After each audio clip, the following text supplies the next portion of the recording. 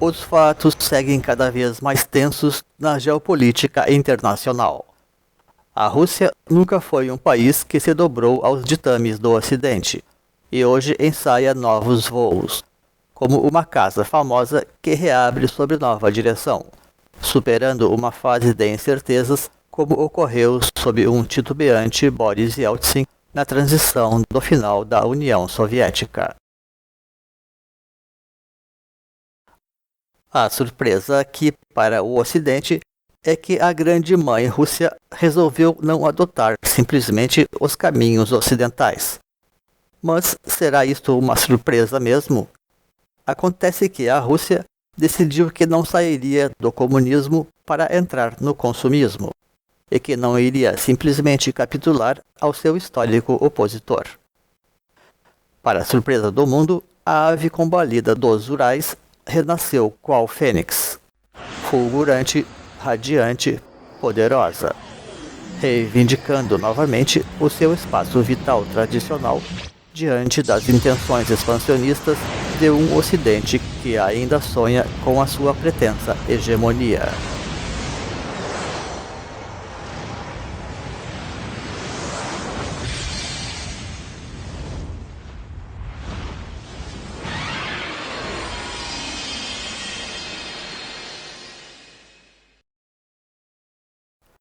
Como disse alguém, a Rússia tem atuado tradicionalmente como um contraponto ao Ocidente, dentro do próprio Ocidente, dotada, quiçá, da complexidade de um país que não é apenas ocidental.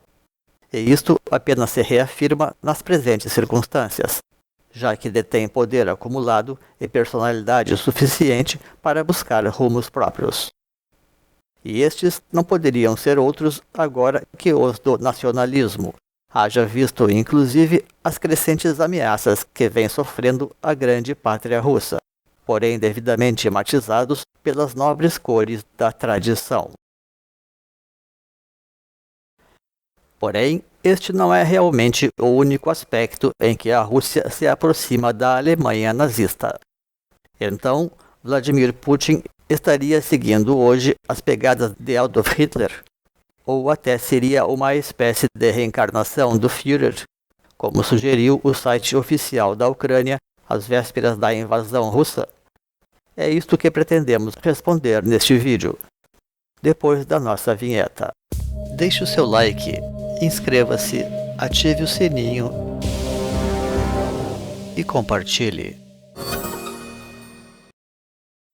São muitos os sinais de que a Guerra Fria jamais terminou realmente para o Ocidente, mas talvez sequer para a Rússia da mesma forma.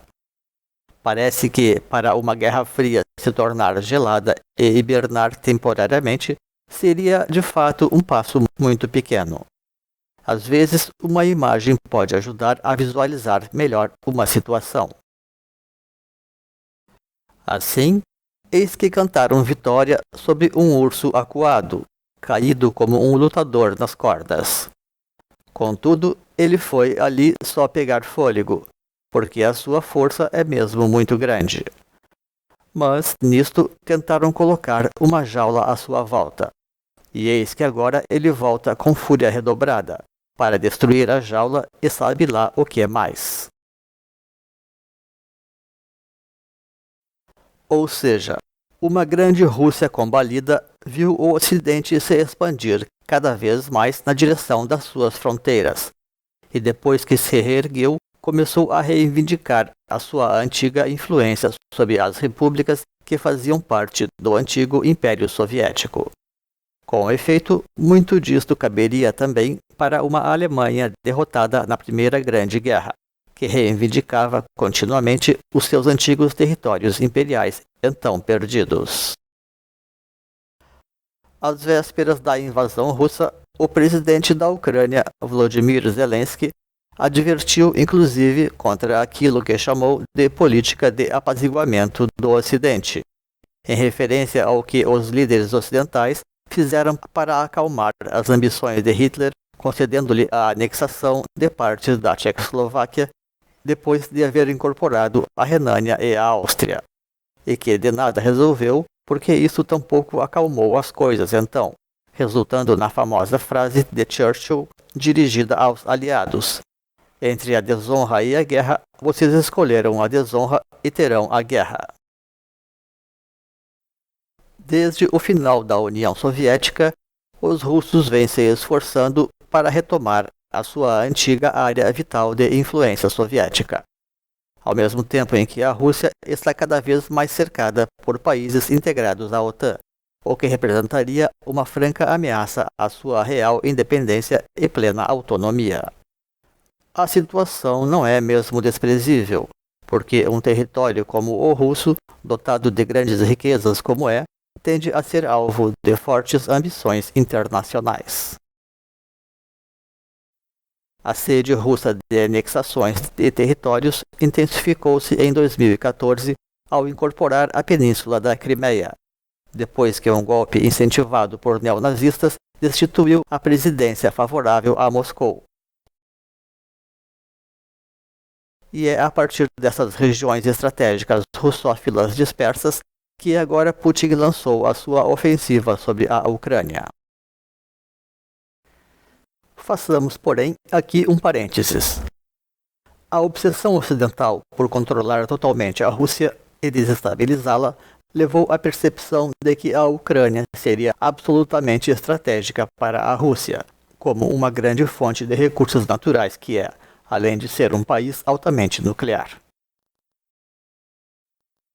E a partir disto, quem o Ocidente teria escolhido para tomar a frente contra os esforços russos para preservar a sua zona de segurança? Justamente aqueles que mais odeiam a Rússia, que são os neonazistas, seja pela herança comunista russa ou por sua aliança com a China, ou até porque foi a União Soviética que deu o golpe de misericórdia no regime nazista. Por isto, pouco importa que a Rússia hoje tenha até tendências conservadoras.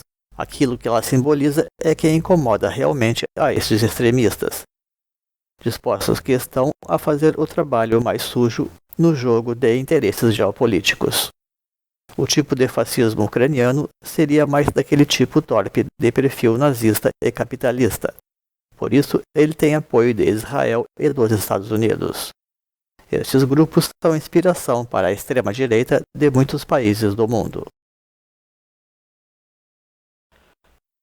De modo que eles têm atuado, seja no golpe que destituiu o governo pró-russo em 2014, nas perseguições às minorias russófilas da Ucrânia Oriental, ou em outras situações antes e durante a guerra atual, como no boicote aos esforços de cessar-fogo e criação de corredores humanitários, tornando-se um elemento permanente de desestabilização das relações internacionais. Não obstante, não deixa de ser interessante observar que uma das disputas ideológicas atuais decorre em torno do conservadorismo, seja o liberal ou aquele mais tradicional, dominando assim a cena política global. Fim do parênteses. A Rússia lutou também para controlar a Geórgia, que se ocidentalizava rapidamente, e depois Putin reconheceu as zonas separatistas da Ucrânia como territórios independentes. Outro fato importante nesta mesma linha de considerações, e que já prenunciava as verdadeiras intenções de Putin, foi a sua aproximação formal com a China em plenas Olimpíadas de Inverno em busca de uma declaração de apoio mútuo incondicional. Tudo muito sugestivo de alguma iminente investida geopolítica importante por parte de Moscou, e que resultaria naturalmente em cobranças do Ocidente contra a própria China. Esta aproximação sino-russa recorda, pois, um pouco o citado Pacto de Não Agressão travado entre a Alemanha e a União Soviética em 1939, que resultou na invasão alemã da Polônia. Para o Ocidente, Putin também teria invadido a Ucrânia empregando a mesma tática de Hitler de bandeira falsa para invadir a Polônia. Isto é, criar falsas situações de agressão, no caso contra os russos, para pretender justificar assim a guerra. A aliança nazi-russa não prosperou, porque foi mais um acordo de ocasião. Mas é bem provável que, caso a Rússia ainda fosse uma monarquia e não uma sociedade comunista, aquela aliança fosse preservada até o final. E neste caso, os rumos das coisas até poderiam ser bem diferentes.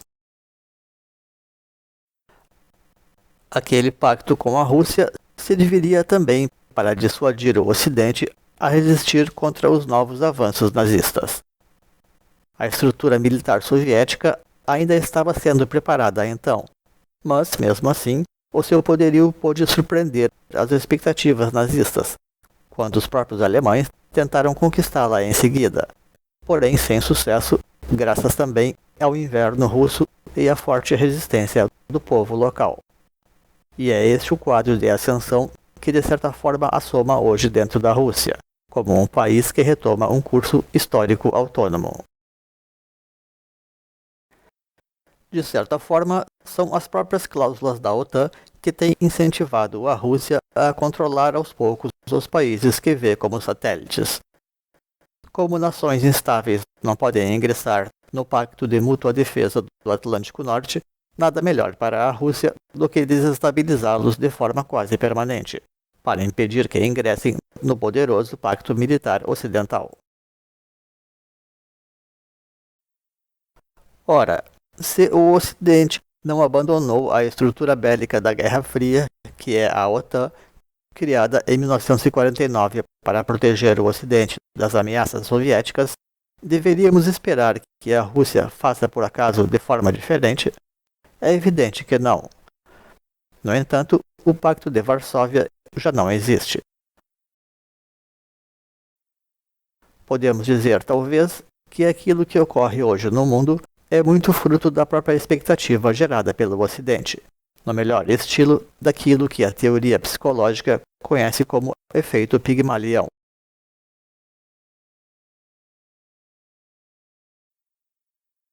Naturalmente, esta crise não surgiu de uma hora para outra.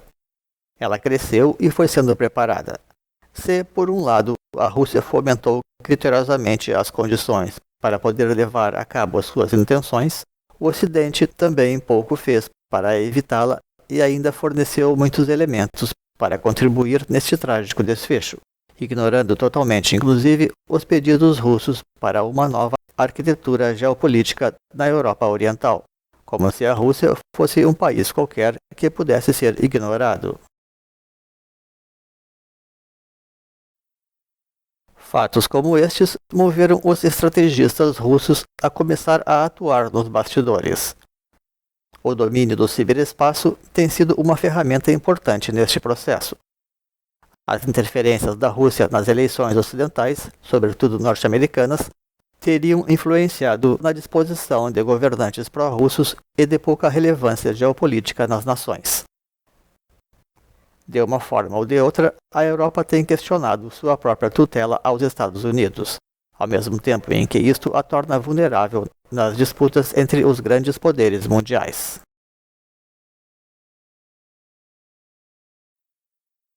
É dito por muitos, então, que o Ocidente tem agido de forma irresponsável, como quem quer cutucar um urso com vara curta. Mas que outra atitude esperar, afinal, do maior país do mundo e detentor do mais poderoso arsenal nuclear do planeta, senão uma reação decidida? E não foi por falta de aviso, vindas inclusive de reconhecidas autoridades como um Henry Kissinger, entre tantos outros que têm admoestado o Ocidente contra os avanços em território perigoso. Por isso, também devemos nos perguntar aqui se parte do contexto que permitiu subir um Hitler ao poder também não se faz presente nos tempos atuais. Muitos analistas avisaram que sufocar a Rússia de tal modo como a OTAN esteve fazendo poderia permitir com que, mais cedo ou mais tarde, surgisse um líder nacionalista para cobrar o seu. E considerando toda a herança soviética e a própria história do povo russo, este fato não deveria realmente tardar a acontecer.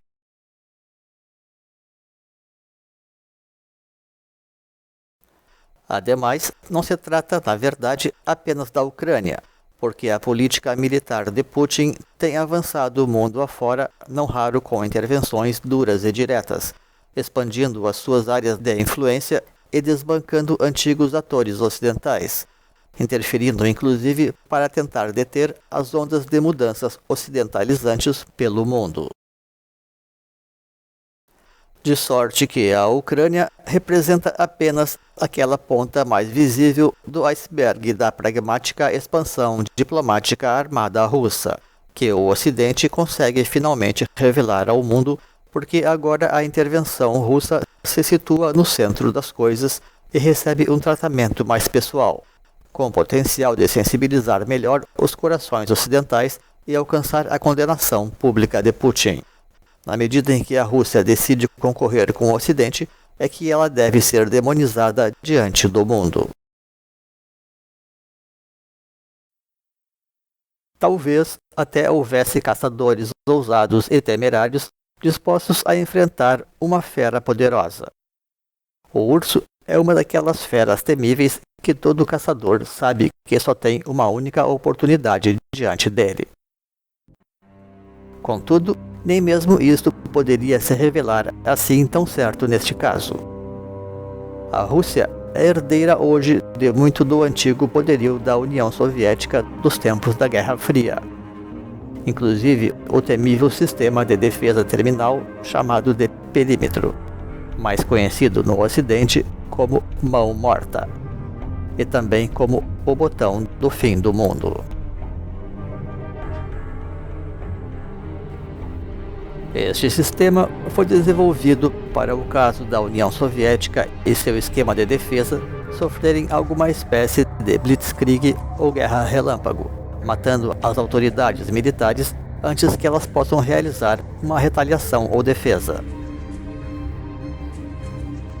Através do perímetro, detectores mecânicos de radiação perceberiam as condições ambientais e poderiam ativar um poderoso arsenal nuclear secreto contra o mundo.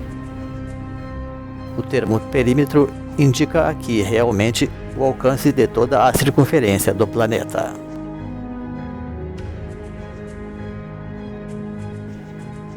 Em função disso tudo, as movimentações de Putin têm sido a miúde comparadas com as de Hitler, fazendo o Ocidente temer a ascensão de uma nova Alemanha nazista, e desta vez com grandes poderes bélicos, além da poderosa aliança com a própria China.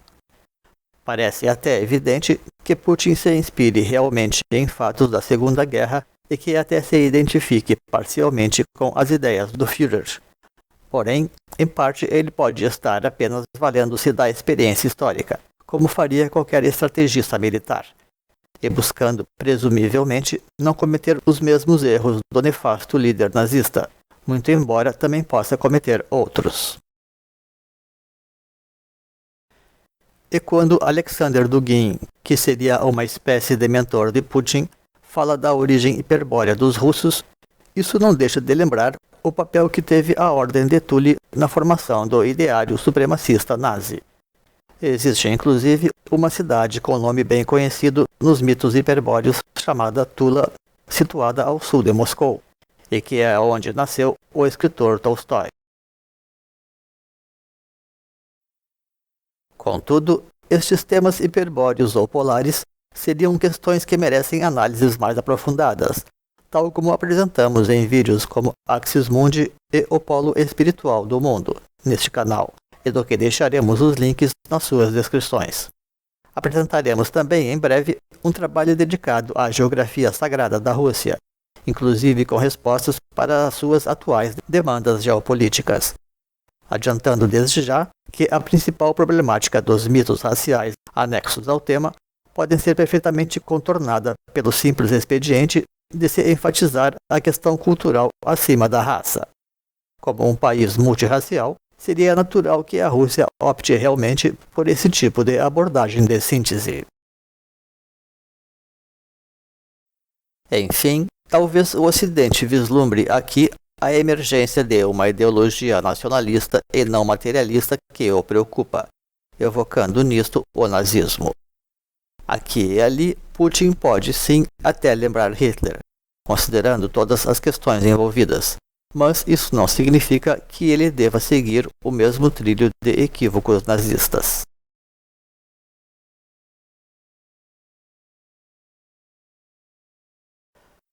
Não obstante, neste cenário todo, podemos até pensar realmente que as sombras de uma terceira guerra mundial pairam sobre nós na atualidade, naquilo que seria uma ameaça realmente trágica e para além de todo o imaginável. E embora Putin não pareça tão louco como Hitler, ele é contudo um homem que detém um poder consideravelmente ainda bem maior. Contudo, para muitos analistas, Putin não estaria envolvido numa campanha de controle do mundo ou mesmo da Europa, e sim da recuperação da própria área de influência da Rússia, mais ou menos como fez a União Soviética, segundo consta nas suas reivindicações de guerra. O mesmo já não se poderia dizer do próprio Ocidente, apesar deste ter acabado por fortalecer também a China, como fica claro quando vemos as estruturas militares mundiais dessas potências, coisa que também será tema de um trabalho futuro neste canal. De modo que o mandatário russo não parece ter o perfil e o histórico problemático de um Hitler. Putin foi um agente estratégico da KGB e dirigente da FSB, ou do Serviço Secreto Soviético e Russo, respectivamente, tendo assim a frieza do caçador que espreita as oportunidades. Por isso, às vezes ele é até chamado de o verdadeiro 007 ou o real espião que veio do frio, simbolizando também aqui a frieza necessária que se exige de um bom estrategista, para não tomar medidas intempestivas como Hitler tantas vezes fez.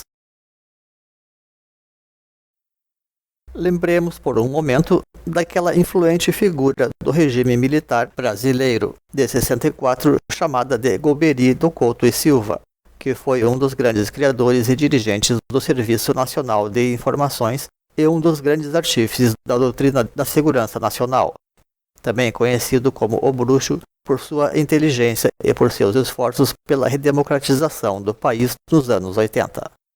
Não raro, os sistemas sociais têm então os seus mentores e ideólogos, e é o que acontece hoje na Rússia, também orientada pelo pensamento de uma espécie de perennialista, Alexander Dugin, com foco em estratégias geopolíticas, como já vimos no vídeo anterior desta série.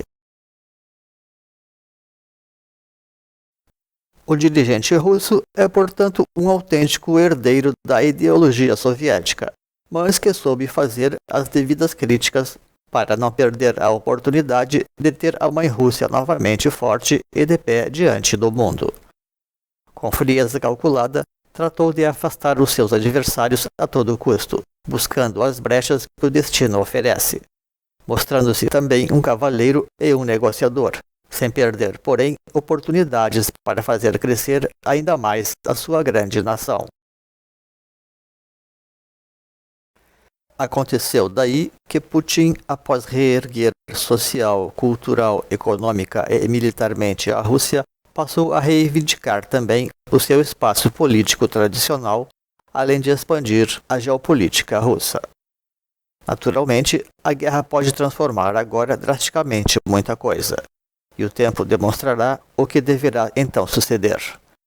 De todo modo, traremos nessa série algumas sugestões para minimizar tais conflitos territoriais, com seu grave peso para a segurança mundial.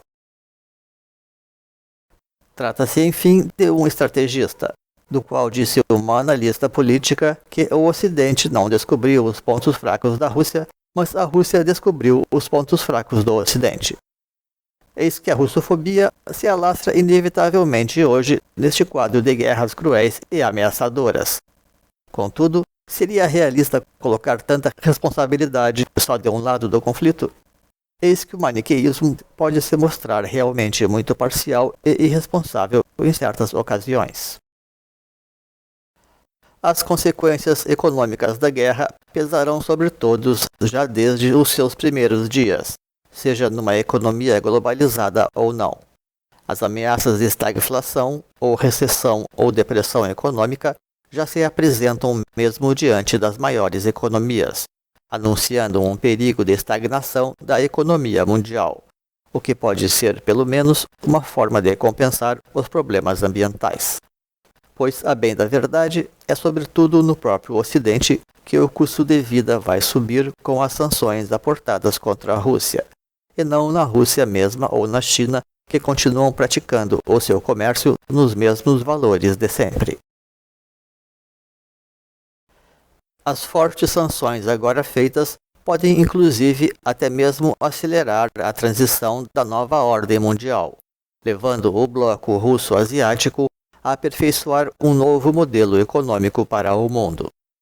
Já faz algum tempo que a Rússia provê outras regiões de gás e está ampliando os seus envios para a China, de modo a tampouco depender da Europa como cliente preferencial, dentro da sua grande rede de dutos sempre em expansão.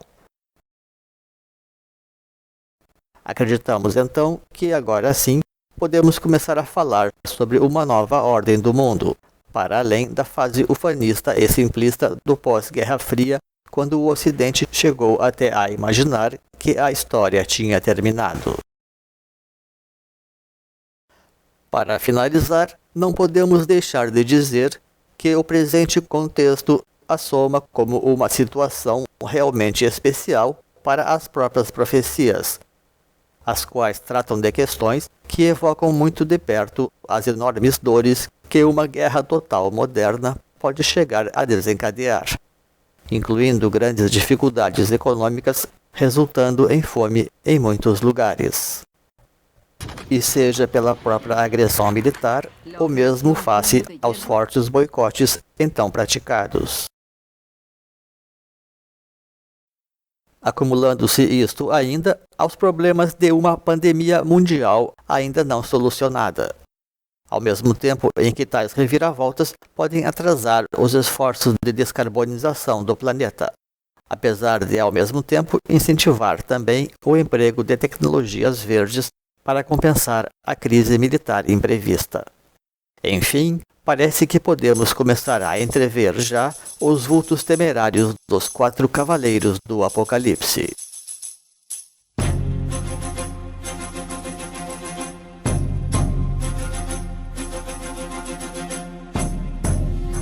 Rufam novamente, no Oriente, os tambores da guerra.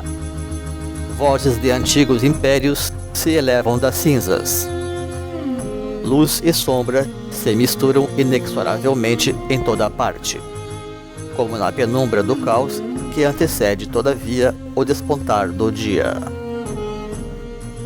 Quando aprenderemos, por fim, o ensinamento da sábia, segundo o qual a sombra que escurece um lado das coisas sempre pode ser iluminada pela luz que brota radiante do seu outro lado. A guerra é uma desgraça imensurável e nos solidarizamos profundamente com todas as suas vítimas, cientes também ser este apenas mais um caso em que países são vítimas de disputas de grandes interesses de tipo imperiais. De nossa parte, apenas reiteramos a nossa intenção de avançar na busca de soluções pragmáticas por um mundo e uma vida realmente melhor e também maior para todos. E acima de tudo o mais, torcemos fervorosamente para que as negociações avancem positivamente para que se possa evitar os graves riscos de um escalonamento da violência e que a Ucrânia possa se tornar, por fim, um território realmente neutro, pois de outra forma poderemos estar vendo Kiev se tornar o marco inicial de uma nova cortina de ferro.